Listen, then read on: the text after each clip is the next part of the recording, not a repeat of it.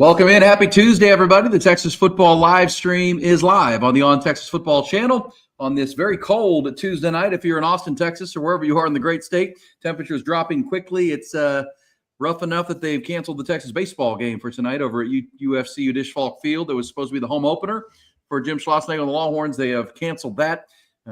Thanks to all the fans that were planning to be there are very happy about that. And the media like you, CJ, that might have been covering that game, happy that they went ahead and postponed that ball game because it was going to be cold and windy and over at the Dish here tonight. Longhorns off to that 2-1 start. So don't have to worry about that. No basketball tonight. We got all Texas football. We appreciate you guys all being there. We got lots to talk about. NFL Combine starts next Monday and through the week, 6 days of NFL Combine conversation. Also been announced that Chris Del Conte will host his State of the Program Town Hall meeting coming up on the 26th of the month. We'll kind of preview what that could be. The SEC and the Big Ten are meeting, the leaders, to talk about the future of college football, the college football playoff. Are we headed to a nine-game schedule in the SEC starting in 2026? There's actually some scuttle that is being discussed right now as far as those meetings go. So we'll talk about that. CJ wrote a great story about Quinn Ewers and what your deep wormhole research discovered. And we've got NFL mock drafts and those conversations to be had. And obviously Rod Babers, CJ Vogel, Aaron Hogan. And Rod, this is you're every year we do this where you've been to the Combine, you understand what those guys are prepping for. What's that like for the 14 Longhorns that are getting ready to fly off to Indianapolis? They're, I'm sure, prepping with their teams, right? Their agents, and what's to be expected, their training staffs. What's that? I mean, I know it's 20 years ago for you now, but what's the mindset like on what's coming next week for the 14 Longhorns? Yeah, it's so interesting how far it's come. Back in my day, it wasn't a niche industry the way it is now. Like now, it's a whole separate industry, and it's got actually less to do with football and just more to do with training for specific situations, specific drills, the interviews. So, and now, like I said, now it's more of a totally kind of industrialized almost process where guys, once they're done, they decide to go, to a facility, in California or in Texas, somewhere, wherever it is. And then they'll, train specifically for the Combine. And these agents, the representatives, and now the representatives, a lot of them have been representatives representing them in the NIL space. And they just turn into NFL agents. Oh, it is a totally different scene though when I was coming out. But they just train you specifically for those situations. So it's basically I know a lot of people out there can, identify with just interviewing for a job and the process of, learning how to interview and, answering different questions and learning how to answer different questions, learning how to put together a resume. That's basically, the comparison I give folks, except it is probably the most extreme version of it. So it's the most extreme and probably the most unorthodox, obtuse, strange, surreal interview you'll ever have, where at times you got to walk around half naked. The team's asking you crazy questions, and you're on the hot seat constantly. But it's all about pressure. They want to see how you respond to pressure. They know more and more, as CB put it, the Underwear Olympics, that it's got less to do with football. That's why you see some of the coaches now. They don't even show up for the entire Combine. They show up, toward the end of the Combine. They get all the data. They got representatives there, so they understand that it doesn't necessarily always directly translate to the field, but there are data points that you can gain to help you in the evaluation of a player there. But they want to see how you respond to pressure. And when I was there, it was all about pressure. I roomed with an Aggie, so I think that was part of the pressure. They wanted to see if I was going to get along with an Aggie. I remember during one of the drills, I split the webbing in my hand, like right down the middle there, during one of the drills. And it makes sense because the quarterbacks was throwing all the balls. So they're trying to show off. They're trying to show off their, the velocity on their throws. And Robbie's just trying to catch the ball because I got, a knock on me. I got bad hands coming out of college. So I'm trying to focus on just catching the football on ball drills. And I end up splitting the weapon in my hand. As I'm leaving the field, I remember some of the scouts and coaches saying, "Oh, we won't see Babers again. He's going to use that as an excuse. He ain't coming back. He ain't tough enough." And I literally had to get stitches. And I got a couple of stitches in my hand, went back out there and participated in drills again. But I did get heckled. Right. Like that was kind of that was part, and that's part of the process there. They want to see how you respond to pressure in every situation, interviews, the drills, even the way they set everything up with the medical basically examinations and evaluations early on.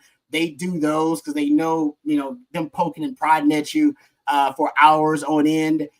That gets a little bit, unnerving and a little bit annoying. And some guys, we've actually heard stories about guys losing their temper with medical staffs at the combine. So it's just a pressure cooker, and they want to see how guys respond to that kind of pressure. And that's, I think, what they kind of evaluate overall too, how you compose yourself, how you present yourself. Can you be a professional in the midst of just, this entire surreal process?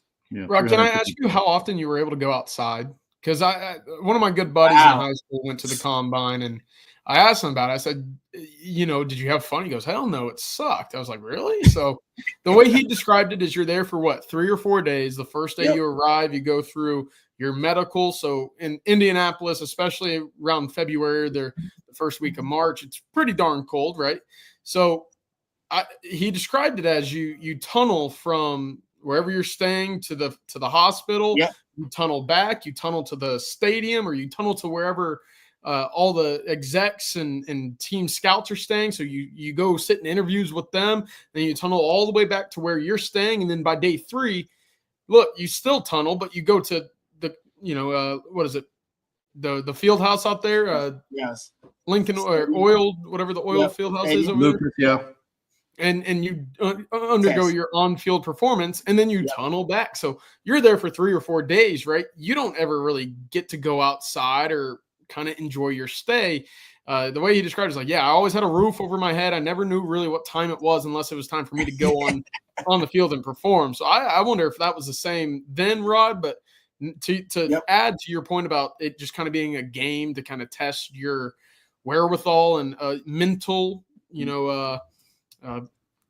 stamina, essentially. I think that's a really underrated aspect. It's like a reality show. They're just trying to, you think they can push your buttons. Yeah, no, it is. That's I love that you said that, CJ, mental stamina and mental toughness. I think that's a lot of it. You're performing, you should be ready for the performance because you've been preparing specific. You know all the drills now, and you have a trainer to help you work on all the drills. So that I don't think that aspect should really shock you. What shocks you is just like you said, CJ, that's the last thing you do. Before all that, they're messing with you. A lot of head games, a lot of poking and prodding, just to try to test your patience. And then see in the fourth quarter of the combine, can you show up? That's basically what it's built for. It's like that's why it's that's a fourth quarter. They want to see how you perform. That's a great way to put it. That's awesome. Well, and CJ, your boy here, I went to the combine twice and did radio shows there from Radio Row. It was about day 2 of the first time that I realized you didn't actually have to go outside. You could stay indoors the whole time. I didn't know. So I'm the dummy walking outside. I'm freezing. It's like snowing. And then I realized, wait a second. They have all these tunnels and these elevated walkways that are covered. You never have to actually go outside. I'm dummy. I figured it out. But you're heading up there, right, CJ? You'll be up there for a few days? Yeah, I'll be up there for 4 days. I think it's going to be quite the long trip. So like you, Aaron, I'm hoping it's not too cold. And if it is, well, at least I've got the knowledge going in that I could just you don't have to underground somehow. You can do the tunnels or the walkways from Lucas Oil to the convention center, and then everything attaches to all the hotels are pretty much attached to the convention center. I love that. You'll figure that out. You kind of go across a main road, but it's well organized. But at the same time, for media, it's easier. But for the guys, the players, it's tough. CJ, you're going to be up there. What is there? There's 14 Longhorns, so it's hard to pick 1 or 2. Is there a couple that you're looking at that can really help themselves the most in this process? And whether it's, as Rod said, the interviews, medicals are going to be important, the measurements. A lot of people looking at Kelvin Banks and wondering about his overall size and arm length and all that kind of stuff. Cam Williams, Quinn Ewers, of course. Which are a couple of guys that you think can really help themselves over that process from Monday to Sunday? Yeah, I think Quinn's the easy answer. Just a guy, again, his arm is going to be something that I think some NFL execs, a GM, a head coach somewhere is going to fall in love with his ability to just kind of fling the ball to wherever it needs to go. And it looks so effortless with Quinn that I say fling, and that might come off as maybe that I'm knocking him, but it's not. It's just an effortless throwing of the football, and that's what it looks like, especially in person. It's kind of mesmerizing to watch Quinn Ewers throw a football for the first time. So I think he's obviously the one. I look at Gunnar Helm as well, because down in Mobile, that was a really in my eyes, is impressive group of tight ends, right? Elijah Arroyo, I know he's an older fella, but look, you start looking at some of the other guys in that room. It was a really good showing from the tight ends in that group. Colston Loveland gets a lot of noise. Harold Fannon's down there. He's one of the younger guys in all of the draft as well. He stood out. He's coming off of one of the greatest statistical tight end seasons of all time. So what could Gunnar Helm do to get back into that mix where you're talking about him? And of course, Isaiah Bond and Jaden Blue, they're going to run fast. I think that's no disagreement about that. How fast do they run? How well do they do the on-field performance stuff as well? They're also rise candidates. So I'm excited for it. And hey, how about a Hayden Connor? We've talked about Texas maybe getting 12 or 13 drafted this year. I don't think any of those projections included Hayden Connor at all, but he's getting the invite. That's not nothing. He's got a lot of snaps. He's a smart guy. I'm eager to see if he finds his way into that 7th round. Otherwise, I think there's certainly an undrafted free agent spot for him somewhere as well. Yeah. And Rod, I look at a guy like Matthew Golden, who was a track guy in high school, who is kind of seen as a technician at the wide receiver position, just kind of does everything well. What if he goes out after a couple of months of training and runs a really good 40 time, you know what I mean? And shows, something low 4.4s or something better. And all of a sudden they were looking at the tape going, wow, I mean, this guy, we thought he was more of a number 2 wide receiver. Maybe he's a number 1 wide receiver, Matthew Golden, who has risen on boards because he got the opportunity because of the injury to Isaiah Bond. And Jonte Cook kind of disappearing from the program during the middle of the year. Matthew Golden's a guy that can really help himself as well. Yeah, I mean, you can make the argument if Matthew Golden does run that kind of 40 time, right, that he's one of the fastest 40 times for wide receivers at the combine, that he would have increased his draft stock or improved his draft stock more than any player in college football in the last, last 1 year, last month, 6 weeks of the season. Yeah. And then the offseason process, because like I said, I'm not hating on it at all. I don't remember many mock drafts. I'm a mock slut. I'll look at anybody's mock drafts. I don't remember any mock drafts having Matthew Golden as a 1st round wide receiver. And then after the season, I mean, a number of them, and we'll actually go through another mock draft here recently that still has Matthew Golden as a 1st round wide receiver. So I'm with you. I think he can solidify his 1st round status with a fast 40 time. There's no doubt about it, because it'll match up with the film. And same thing with Isaiah Bond. I don't know where Isaiah Bond is right now. A lot of the big boards, they have very mixed reviews on Isaiah Bond. He runs a fast 40. He's going to shoot up draft boards. That's just the reality. We know how the 40-yard dash works. I mean, it doesn't necessarily always translate to real football, but there's no question in terms of draft stock. Nothing improves your draft stock more than a fast 40.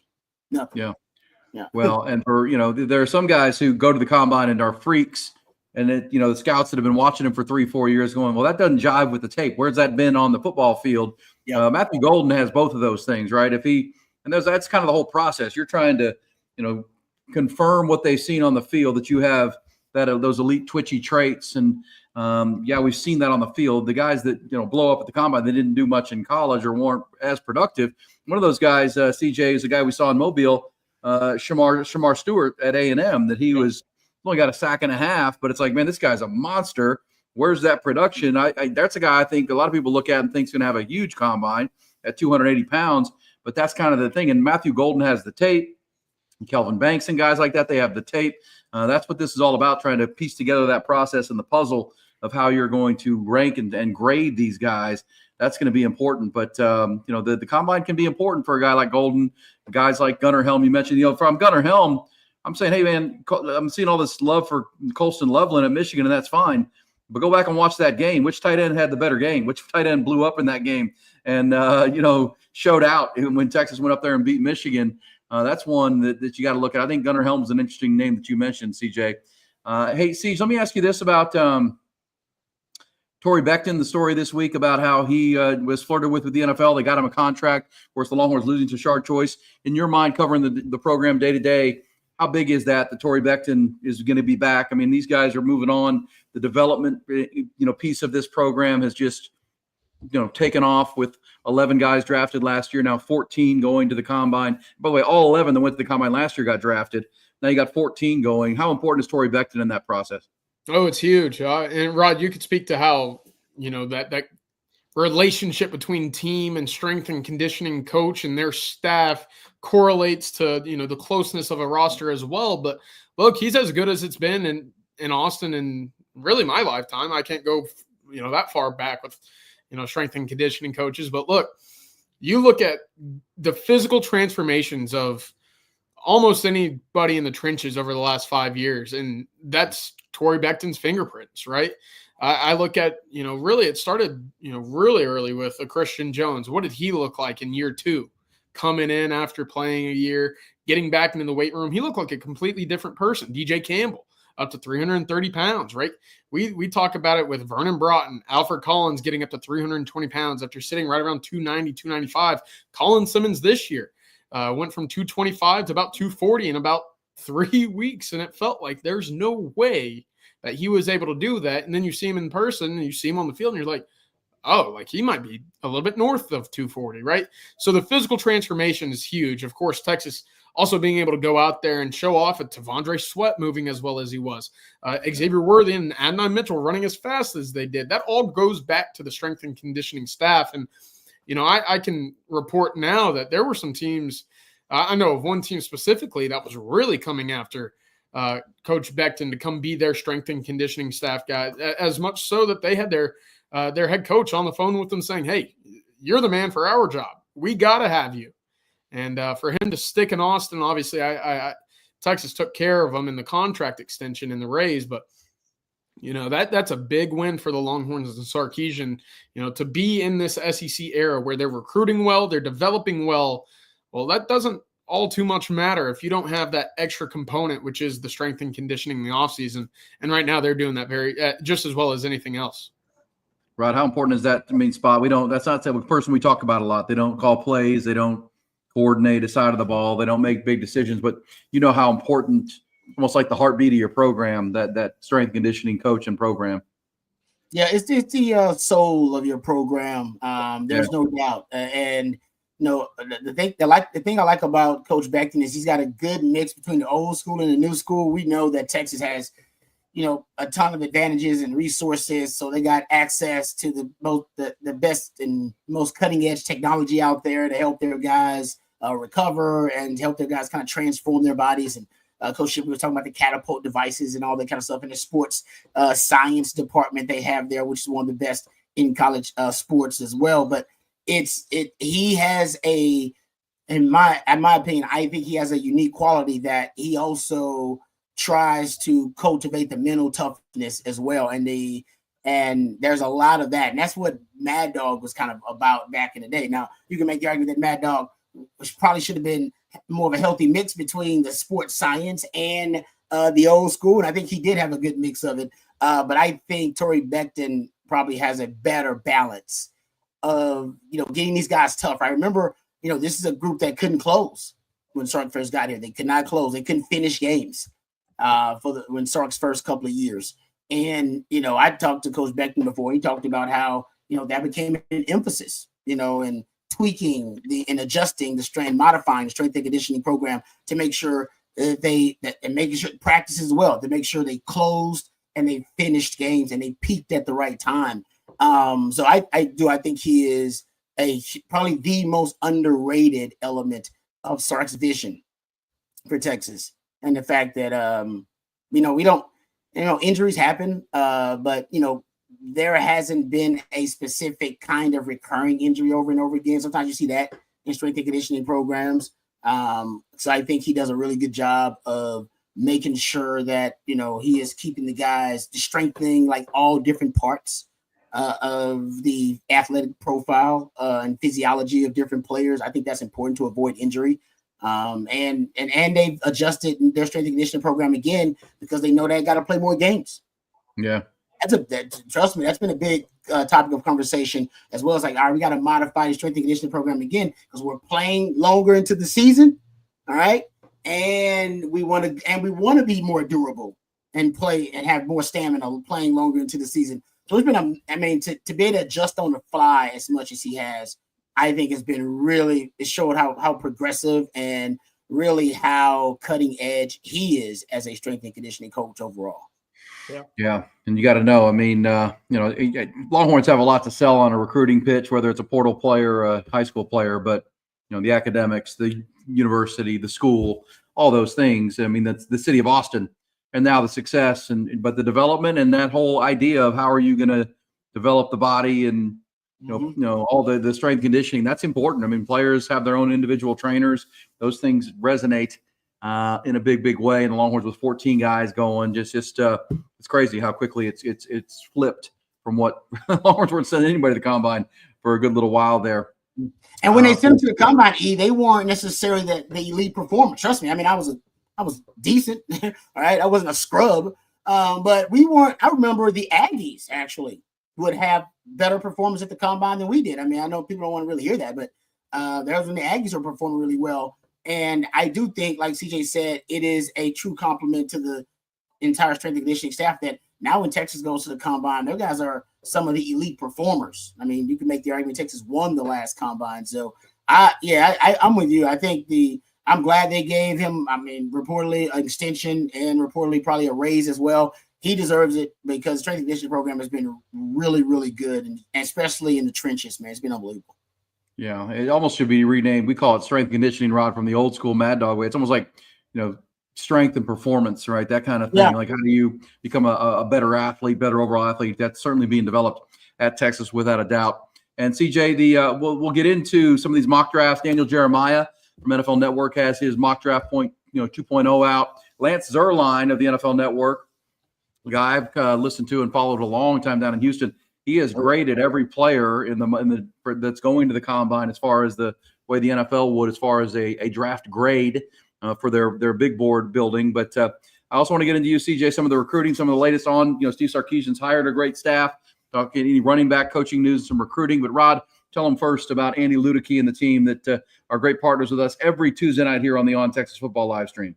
All right. Thank you, Ian. Appreciate Andy Ludicky and his team for being a part of our team here at On Texas Football. Now, if you're looking to diversify, you may be someone like me that has their hands in multiple businesses. Well, Andy can help you diversify by helping you find businesses that fit your time allotment and your financial goals. If you're stuck in the corporate rat race with 2 weeks PTO and no control over the money you make or your schedule in general, call Andy and he will take you through a process to help you find a business that will fit your skill sets and your financial goals. Franchise ownership isn't for everyone, but if you have a desire to take control of your financial destiny, give Andy a call today at 404-973-9901, or you can reach out to him at andy@myperfectfranchise.net. That's andy@myperfectfranchise.net. Thank you very much to Andy Ludicky for being a part of the On Texas Football family and sponsoring our Tuesday night live stream. No question about it. Hey, CJ, latest on some recruiting and any word on a couple of topics, the spring football schedule and or the running backs coach position with Tashard Choice off to the Detroit Lions. Go ahead and lead into those however you'd like to. Just the latest we're hearing. Yeah, right now it's just kind of a wait and see for a running back coaching decision and hire. Of course, we've thrown out some names that we believe are in the running or might be the finalists for that group. What is interesting, among the finalists, it was Norvell McKenzie at Georgia Tech, who, Georgia Tech just offered Javian Osborne. I don't want to say one thing correlates to another, but that is pretty odd timing and certainly something that, there are some ties there, obviously, as Javian Osborne and the Longhorns have some sort of history right there as well. So worth mentioning and monitoring, at least at the moment. But for spring football, look, I'll have a note on Friday in the Texas Roundup about what I expect for spring football. Not yet ready to unveil that now, but of course, we have seen spring football kind of circulate around spring break for Texas. And that second week of March is typically when you see it, right? So I'm expecting, a spring football practice session to whatever degree, and that's kind of where the talking point ends is that'll start up after spring break, just as we expect. Last year, I believe, is March 12th or March 17th, in which they finally got back from spring break, started everything out, went all the way into April. And then you saw the spring game. Will they have a spring game right now? I don't think so. And we've talked about that previously, but that it is something to continue to monitor. But right now, I'm leaning towards not having a spring game, which we've reported on previously. So that's just the current age of college football, I guess, where you play 16 games in the fall, and now it's about preserving the bodies, but getting to see as much as you can out of the guys, so you know that you have what you have in your depth chart, and that's something that Texas will have to kind of finagle a way to figure out how to do that. Yeah. Well, I mean, knowing CDC too, Rod, they may not have a spring game per se, but they'll do something in the spring, right? CDC is not going to pass up a chance to have a Bevo Boulevard kind of carnival of Texas football. And I've said, the Longhorns host the Aggies in college baseball the last week of the month of April. Last weekend. They play Friday, Saturday, Sunday. There's an April 26th date that they play the Aggies Friday night, then they play Saturday. Maybe some kind of, meet the team after the baseball game or before, autographs, set up Bevo Boulevard, that whole bit, not do a practice. But, CDC and on his gears work. That's good. Yeah, he's not going to waste an opportunity to promote the brand. I mean, yeah, he's one of the greatest promoters, right, in sports, period, not just college sports, but in sports, period. So, yeah, he's not going to waste an opportunity. You're right. And I'll say this too, he's a man of the people. All right. And CDC, I mean, there's a guy that'll answer some random bot on Twitter. All right. He'll ask him about restroom, restroom toilet paper or something, right? He'll answer that guy, right? Whether he's got somebody working for him or not, but he is a man of the people. I've seen people stop CDC, on the street, CDC have conversations. So he is accessible. And he thinks about the fan experience a lot. Like it's a big part of, his reinvention of Texas sports is thinking about the fan experience. So he'll do something for the fans. But it's just the truth. I mean, the reality of it, there's just some things, I always say there's just some things in our society that are more of a burden than a benefit. President Trump is making a lot of changes. I'm not getting political. One of the changes he's making, like he says he wants to get rid of the penny. And I've been saying for decades, like the penny is ridiculous. Like the fact that we make the penny is ridiculous. Like it costs damn near a nickel to make the penny. Like y'all realize that, right? It costs like 3 or 4 cents to make a penny. That is crazy. They'll make no damn sense at all. So it's certain things, and it's because people just don't spend pennies, right? People throw them away, they don't spend them. You go try to give a penny to a homeless man, and they will give it back to you. He won't. No, I've tried. They won't take it. They won't. They were like, nah, this is not money. It's like it is money. It's not money. All right. So stop making the penny. All right. And the same thing I think is true for a lot of things in sports. That now with the new kind of financial ecosystem that sports is in, right? The sports industrial complex, the multi-billion-dollar sports industrial complex we're dealing with. All-Star games, unless you're talking about the NHL, they're getting less sexy by the day. The NBA All-Star game, Pro Bowl, maybe the World Series All-Star game is kind of sexy, but it just they don't have a place anymore because you're not going to get the competitive. The guys are making way too much money. They don't give a damn about it, right? They just don't care about it anymore. And I think spring football, honestly, is probably going to fall into that category, not because they don't care about it anymore, because the coaches can't prioritize it anymore. That is going to be too bigger fish to fry, bigger and more important priorities overall. So I think spring football may go the way of a lot of those things, like the NFL Pro Bowl. It's just it doesn't move the needle enough anymore. Yeah. Well, maybe there's a fan appreciation day and all that kind of stuff, and Arch Manning will throw some passes around down the field or whatnot. I don't know.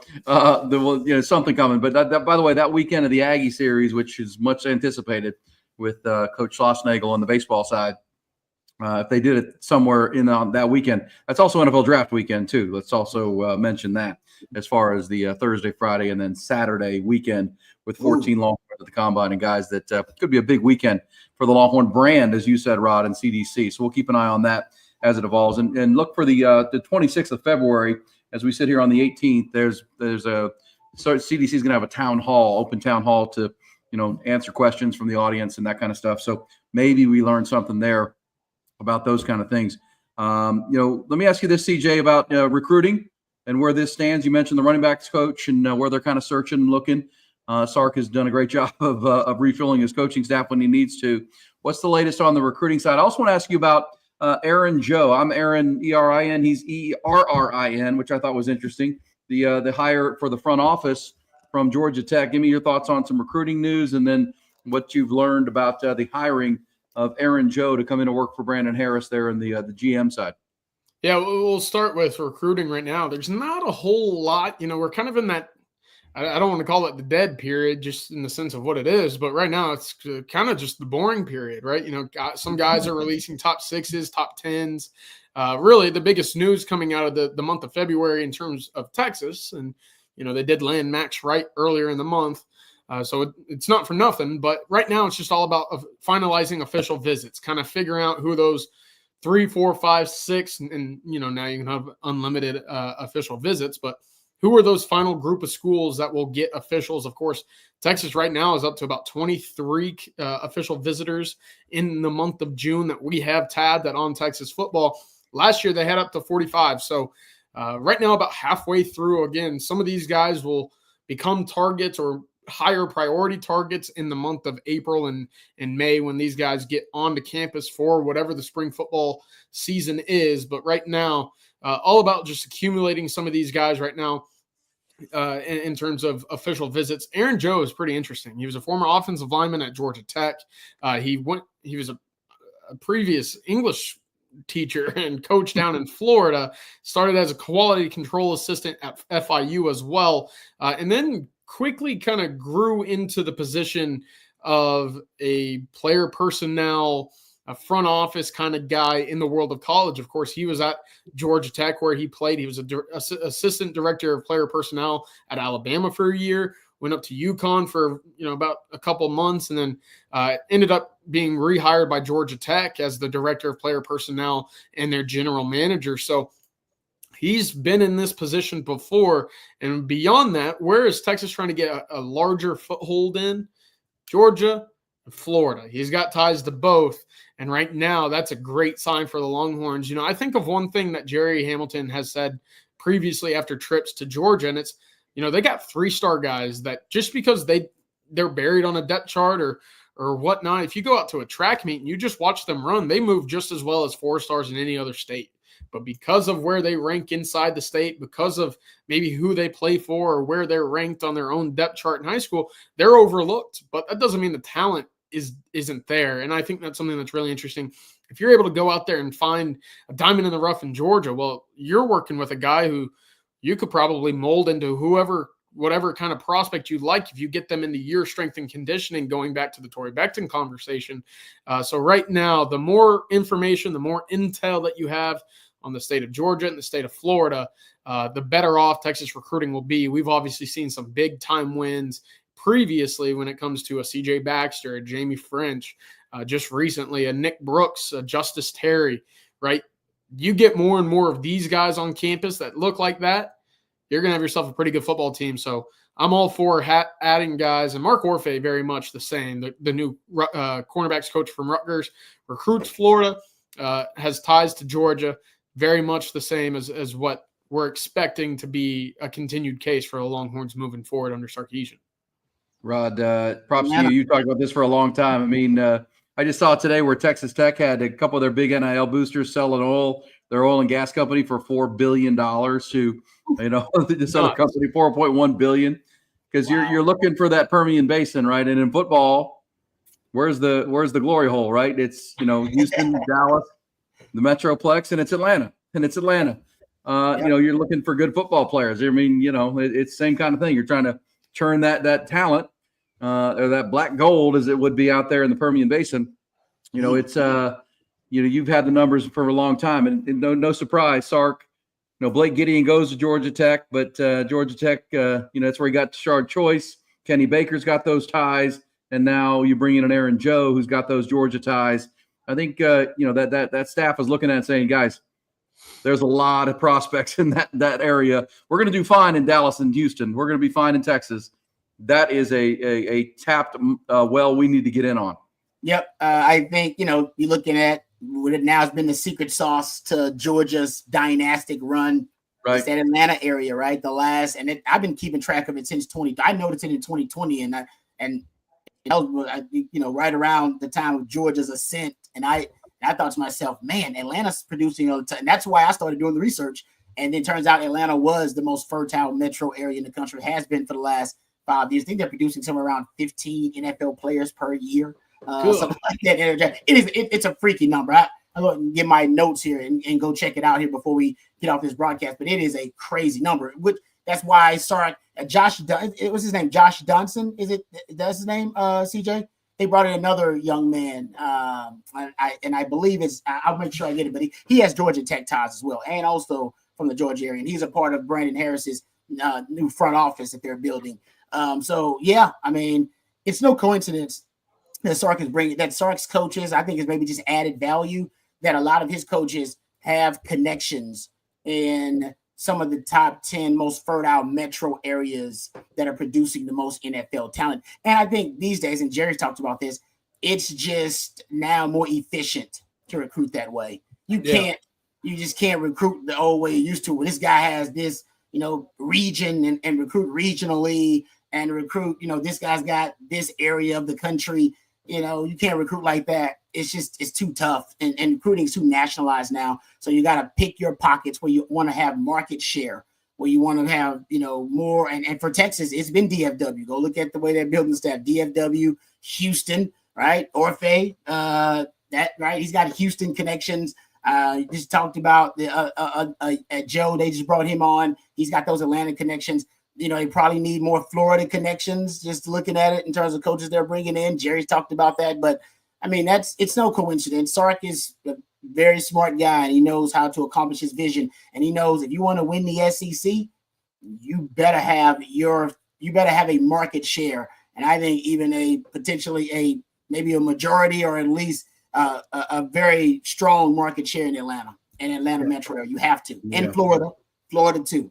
Florida's and CJ, I'm sure CJ or Jerry's mentioned it, but one of the reasons that Georgia Tech's on the rise, and they've hired Blake Gideon, and they had a top 20 recruiting class, kind of like Matt Rule did at Baylor and has done at Nebraska or wherever he's been.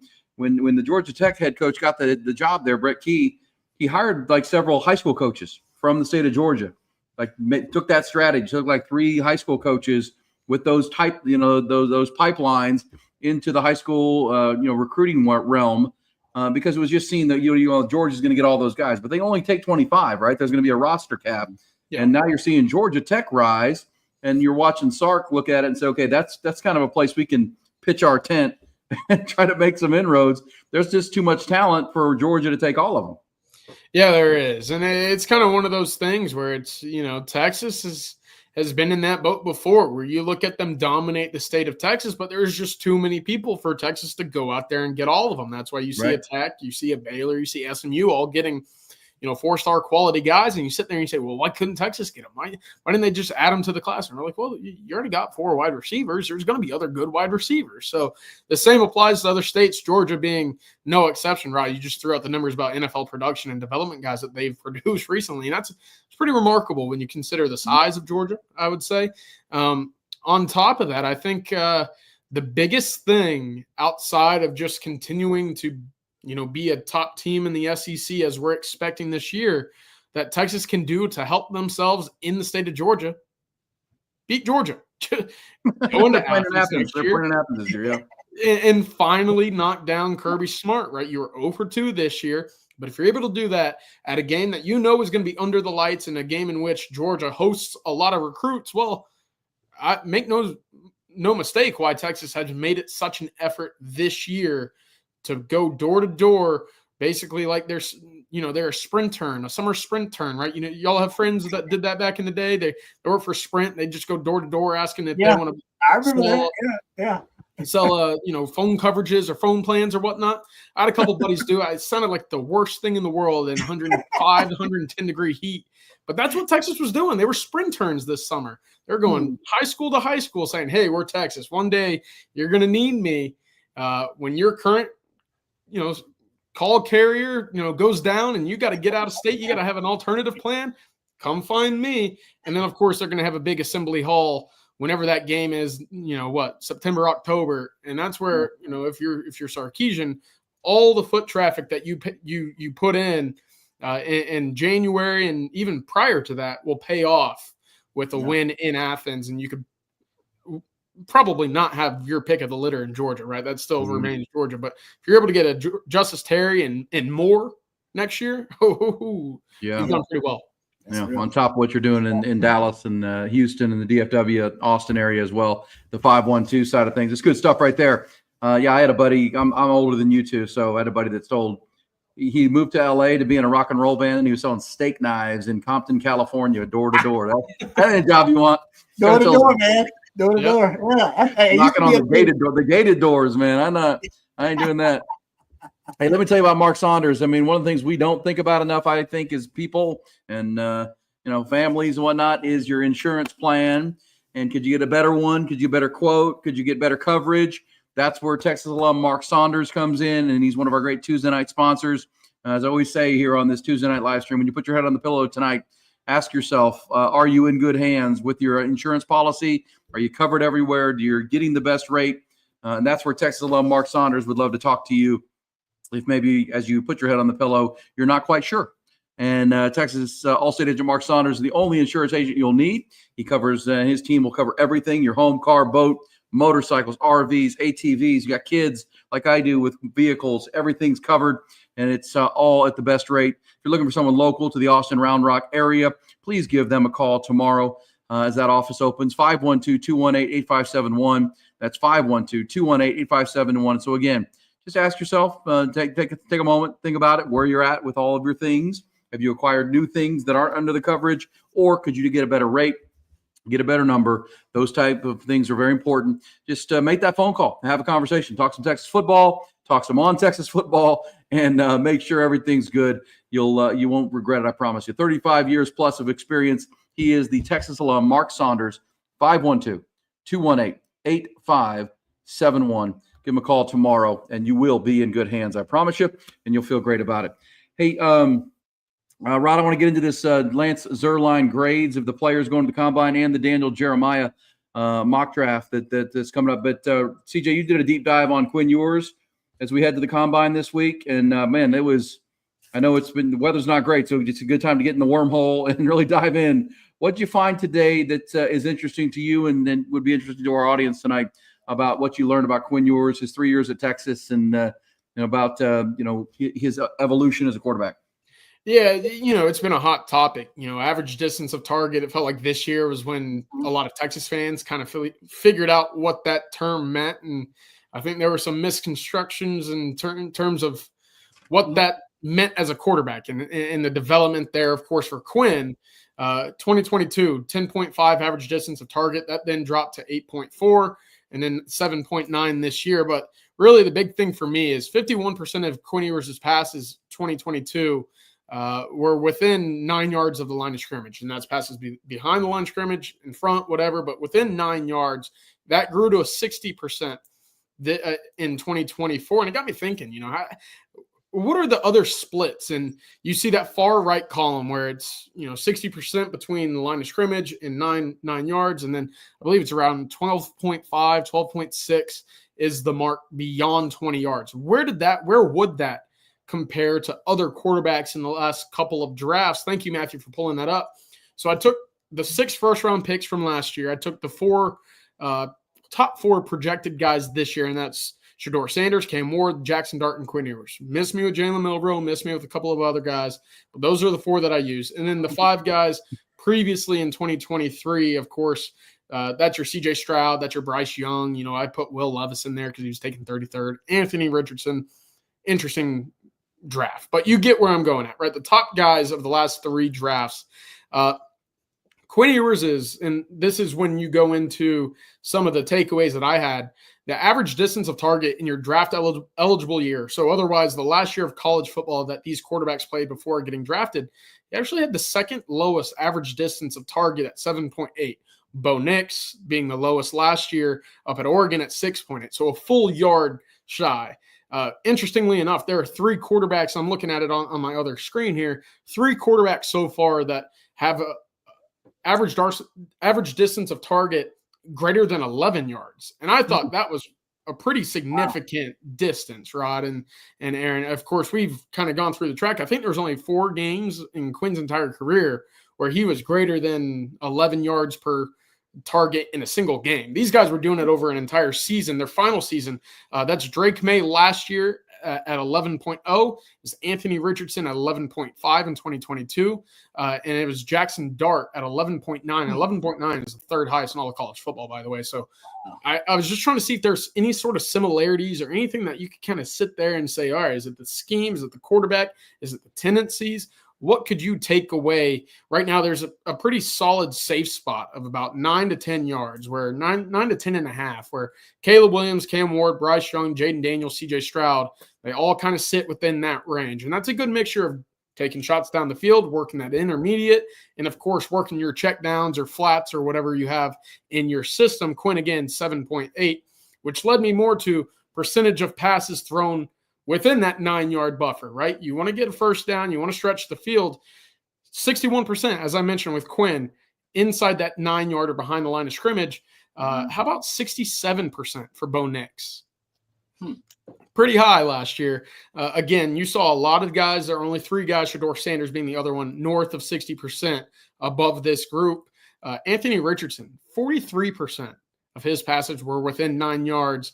That was far and away the lowest. So that's something that's obviously translated to his game in the NFL, where he just can't hit those easy throws, right? Those quote unquote 5-yard outs, those slants. He just can't hit them. Adnan Mitchell knows all about it this year.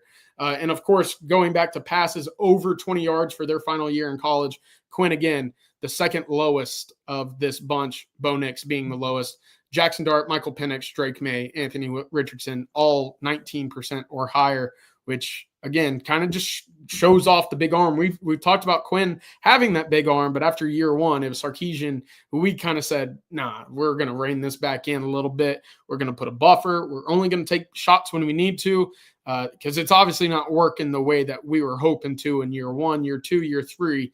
We're going to take what we can. So I don't know if there's a direct correlation to this level of quarterbacking in college in your final year and how much success that you have in the NFL, especially early on, because again, these guys are year one or year two after this past season. So it was just interesting to see. Of course, these were the top arms, and I don't think I didn't give Bo Nix much of a chance last year to be a good NFL quarterback, because again, he kind of got that check down merchant name to him, right? He was, he's just sitting there throwing slants and outs and screens and whatnot. But hey, if some of that's, kind of put to the side and you say, okay, he went through his progressions, he took the check down and he gained positive yards as a gambler, I'll tell you right now, you can never go broke if you take profit.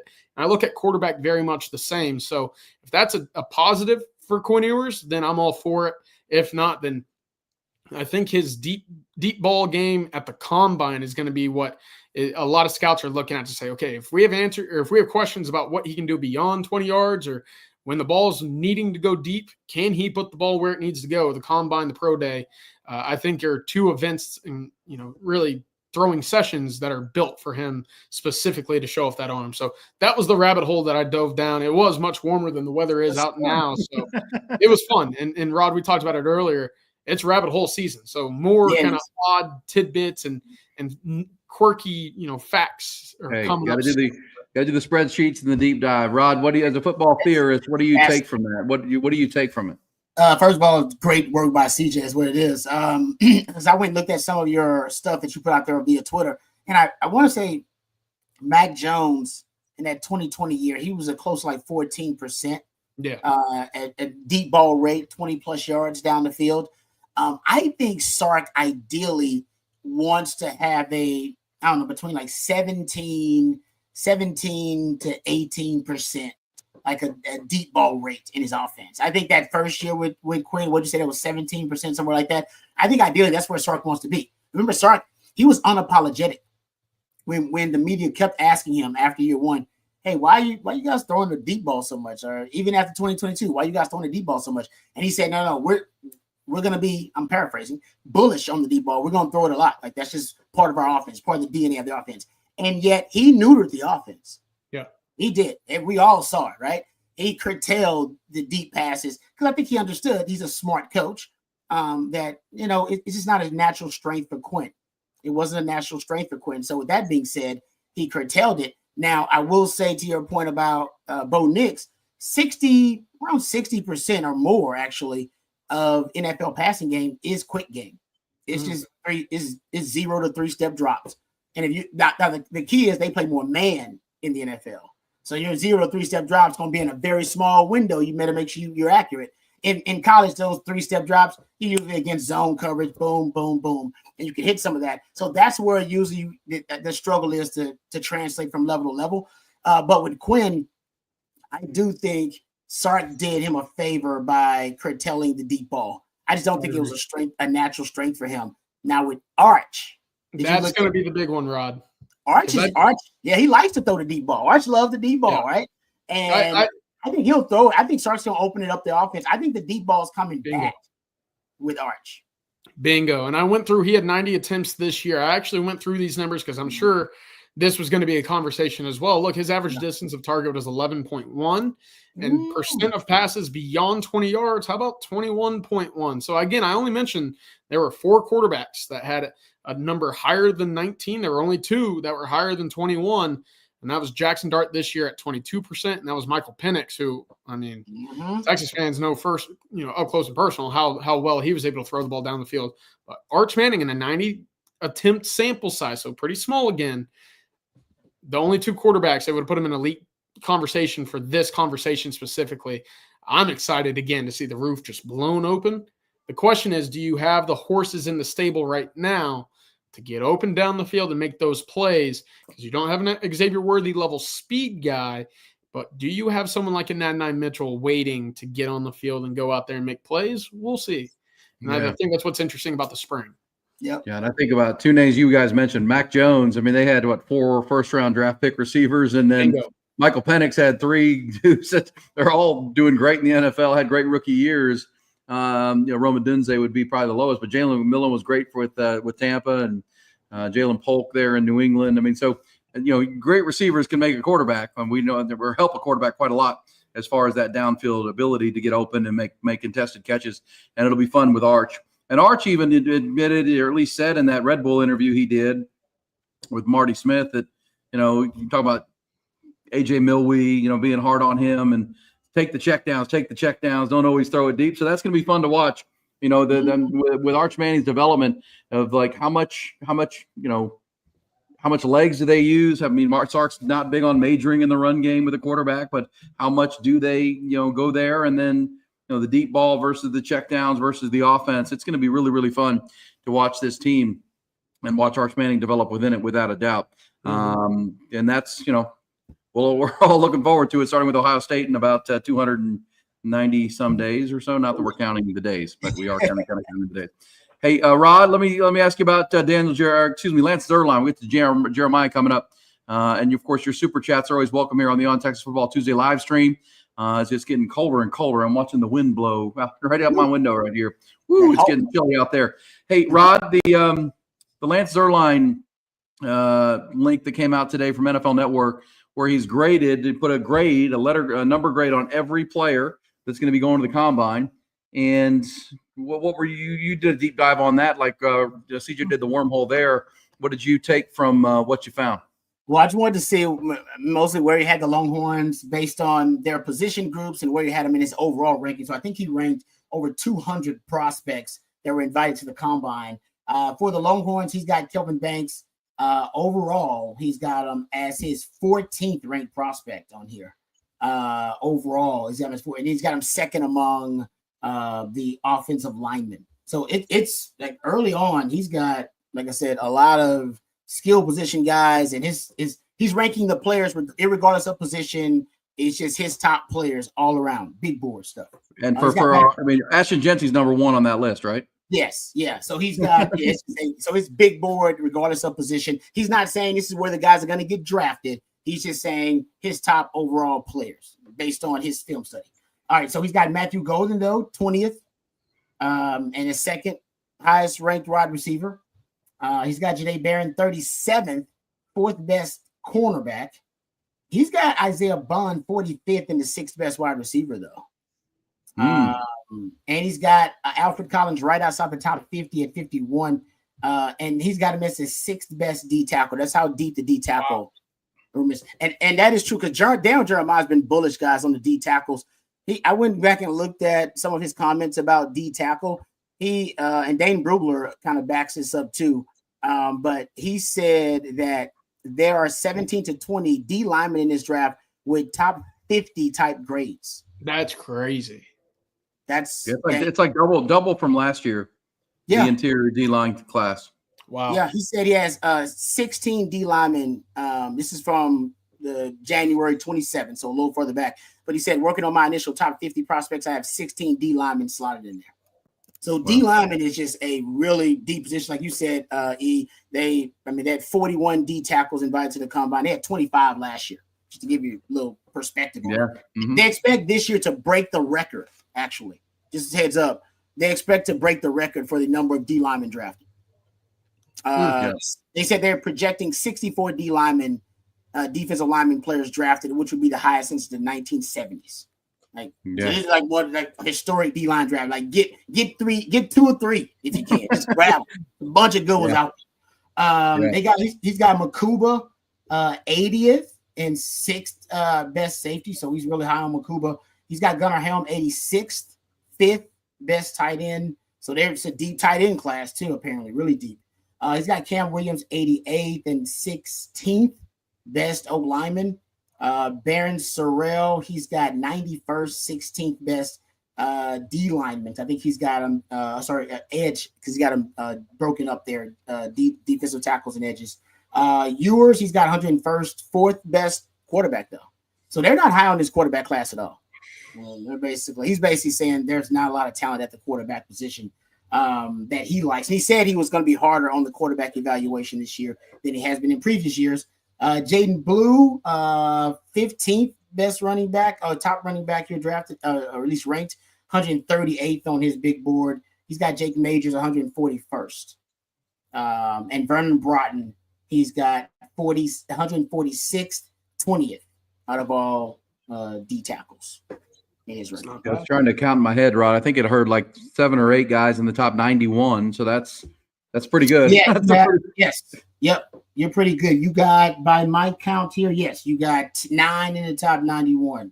And I believe, you got Kelvin Banks, Matthew Golden, Janae Barron, Bond, Collins, Makuba, Helm, Cam Williams, and Baron Sorrell is 91st. So it's 9 in the top 90 roughly. But that's pretty good. That's first 3 rounds. I mean, I know you're saying that's not, but that's the grade they have. Yes. Every team builds a draft board and they put a grade on every player. And Lance Zierlein, his father was a former NFL offensive line coach, and he's been around this process for a long time of how teams actually, build their black and white draft board. It's a numbers thing, and that's how trust your board. Take the highest graded player that we like when we get there, and usually do pretty good with that. To have Ashton Jency number 1, CJ, on that board tells you, and then Travis Hunter, I believe, is number 2, or Abdul Carter, then Travis Hunter. I mean, those are the 3 most talented and most gifted players. But Texas, to what Rod just said for Lance Zierlein, 9 players in the top 91. If you put Quinn Ewers in there, you've got 10 in the top 100. That's a pretty good product delivery to the National Football League right there. Yeah, it absolutely is, especially after this past year, right? When you just saw Xavier Worthy have a breakout performance in the Super Bowl. We've talked about Devondre Sweat and Jordan Whittington being named to all rookie teams as well. If you're able to send another double-digit, group of guys into the league, and we're all hoping these guys land on contending teams. Although that's not, just an easy thing to do, right? You will end up on the Browns, you will end up on the Jets, you will end up, unfortunately, on the Cowboys, teams with no directions moving forward. But that's part of it. At least then it makes a Monday night, a Thursday night, these all-day Sunday affairs where you're sitting on the couch and you can flip on a TV and say, oh, there's Bijan Robinson. Oh, there's Matthew Golden. Quinn Ewers is in the game, right? And it just makes watching these football games on the weekend so much more enjoyable, and I'm all for it. I hope Texas fans are enjoying this, right? Because it's been a long time since the early rounds were flooded with Longhorns, and for them to be back-to-back and looking again to send out another really impressive crop in 2026, this is the good era. Enjoy the good era. Don't pass it, because it can very quickly disappear, just as we've seen it over the last 15 years. Yep. Yeah.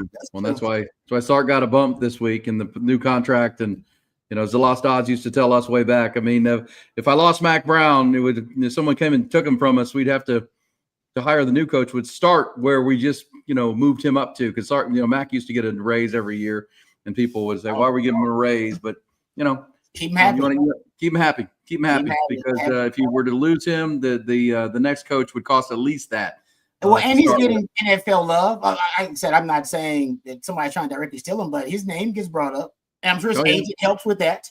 But his name gets brought up. That means he's got options, and you want to make sure that, like you said, he's happy. So I'm with you. I think, and he deserves it, right? I mean, he's delivering.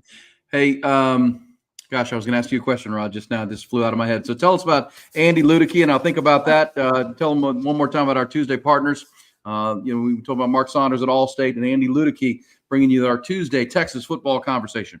Yes, sir. If you're looking to diversify, you may be someone like me that has their hands in a lot of different businesses. Well, Andy can help you diversify by finding you different businesses that will fit your time allotment and your financial goals. You can call him or email him. You can call him 404-973-9901. You can email him at andy@myperfectfranchise.net. So if you've been stuck in the corporate rat race with 2 weeks PTO and no control over the money you make or your schedule in general, just give Andy a call and he'll take you through a process that will help you find a business that will fit your skill sets and your financial goals. Franchise ownership isn't for everyone, but if you have a desire to take control of your financial destiny, give Andy a call today at 404-973-9901, or you can email him at andy@myperfectfranchise.net. Thank you very much to Andy Ludicky and his team for being a part of our team here at On Texas Football.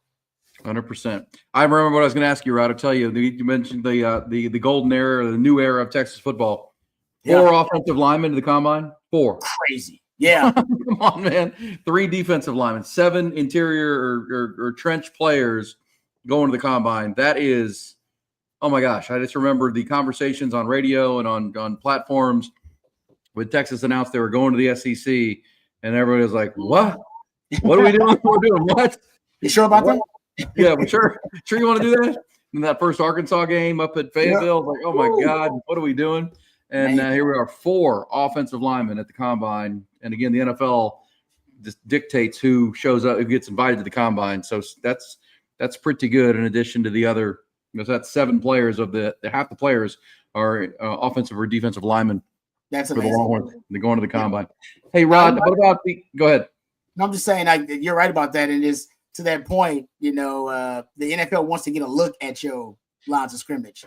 And you rebuilt this program the right way. He rebuilt it with an emphasis on the lines of scrimmage. And he has talked about that as his part of his vision forever. And it wasn't to win the SEC. It was to win the national championship. But just so happens that the teams winning the national title will represent the SEC a lot of the time. So, it starts vision coming to life, man. No doubt about it. He's still got to get past the Final Four and get to the championship game. But there's no doubt, man, the vision that he had for the lines of scrimmage, man, it's like CJ said, I wish somebody would let you know it's the good times in the midst of them so you don't miss out, because this is it. This is because I can't remember Texas. Texas had some great lines of scrimmage. I played with Casey Hampton and Sean Rogers. I played with Mike Williams. Last time Texas had a first-round offensive lineman. I don't remember, even in the glory days of the 05, I don't remember Texas sending this many guys, line of scrimmage guys, to the combine. I just don't. It was a lot of they were sending high quality guys, but in this kind of mass numbers, I don't remember them doing that. Yeah, well, and I think quantity that's impressive. Yeah, it's the quantity. Well, and CJ, it's also Kelvin Banks was going to be a combine invite. Cam Williams, whether he should have gone or not, that's still being debated. But Jake Majors at the beginning, you didn't think he'd have, and Hayden Connor. And so, that's why it's exciting for the future, because it feels like the guys that are coming behind these guys might actually have a higher ceiling than even Majors and Connor. And even the NFL wants to see this group. That's pretty impressive. That goes back to the Torrey Becton development, Kyle Flood, and what the belief is in Longhorn football players right now. Yeah, definitely. And again, it's impressive in the trenches specifically to go from Moro Ojimo and Kendra Coburn to 2 guys again this year. I mean, look at the depth at different positions that they've just been able to throw out into the draft. This will be 5 running backs drafted in 3 years. That'll be 4 wide receivers, 5 wide receivers taken the last 2 years. Yeah. Another tight end taken in the first 2 days. It's pretty impressive. And soon you'll be able to have this same conversation about quarterbacks, whether it be after this next year. I don't think so, but the 2027 draft, you'll have Quinn Ewers in the league. You'll have maybe Sam still playing, right? Then you'll have Arch coming in, and you'll have a Diabell. You'll have a KJ Lacey. You'll have Trey Owens at quarterback. That's a pretty impressive conversation. And again, recruiting is all easier when you have a guy that you could point to and say, he's the face of the program. He's the reason why we're going to go as high as we can. And you got that right now with Arch Manning, and you got it with Steve Sarkisian. So good time to be a Longhorn in the NFL draft. It's exciting. All right, very cool. All right, let me look right here. So no super chats, and that's perfectly good on a February cold Tuesday night in conversation. The baseball game, as we told you earlier, canceled, so don't worry about that. You're not going to find a score. That game has been canceled. Do you think they'll remake that, CJ? Do you think they'll play that again with Houston? That's a good quality opponent. Just move it along, not do it. Longhorns will open up their home opener weekend coming up Friday, Saturday, Sunday with Dartmouth over at UFCU Disch-Falk Field. Longhorn basketball team without a game this week in the men's side. They're going to, wait and play Saturday at South Carolina. Texas women up to number 2 in the national polls. Pretty good stuff. All right, guys, great stuff as usual. And y'all stay warm. Put a fire in the fireplace if you got one. Take care of Rod. How's baby doing? I know she was battling the sick a little bit. Everybody good? Yeah, she just got over the flu a couple of days ago. So no, she's back at it, back raising hell again. So it's all good. My wife was right there, man. She went about 5-6 days with that whole. Be careful out there, y'all. Y'all make sure you're taking your vitamin C, and that flu bug is for real. No doubt about it this year. All right, everybody be safe. Everybody stay warm, and we'll talk Texas football all the time right here on the On Texas Football channel. Tomorrow morning with coffee and football at 8 and all the shows throughout the day. We'll be back next Tuesday night. Guys, have a good one. Appreciate it. Thank you, Matthew. Thank you, Matthew.